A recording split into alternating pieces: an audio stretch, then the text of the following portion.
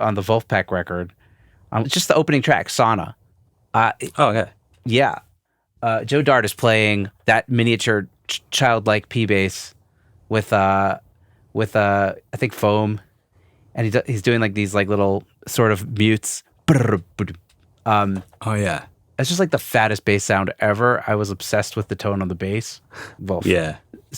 What do you remember in terms of like creating that bass sound? Yeah. So that's the Shaw tube injection DI. Probably just cranked pretty hard. Into an Audioscape Blue Stripe 1176 at probably 8-1. Attack at maybe 3, release at like 6.5, 7, depending on like the tempo of the song, so it doesn't distort too much.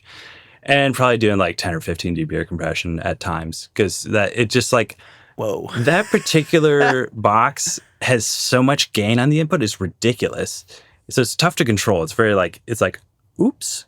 You know, you really have to dial in the sweet spot. It's kind of hard, but it has this brilliant distortion to it that is so nice and works really well on a bass. And then probably into a Midas EQ on the console, and then to Pro Tools. And the Midas EQs are really nice because you can really, they're like fully sweepable, fully parametric. You can really dial goofy stuff in.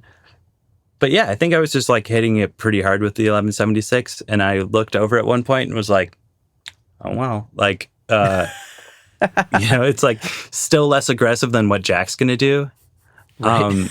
With the Wolf compressor. Yeah. And yeah, it's probably Wolf compressor. And I remember one time we were in college and Jack turned me on to like the soft tube, like bass amp room or whatever. And it has this crazy thing. If you turn the knob all the way over to DI, you can get this ridiculous, like low end bloom that's just like subharmonic stuff. And I haven't seen anything that Jack's been doing in a long time. So like, I'd be really interested to hear what he did.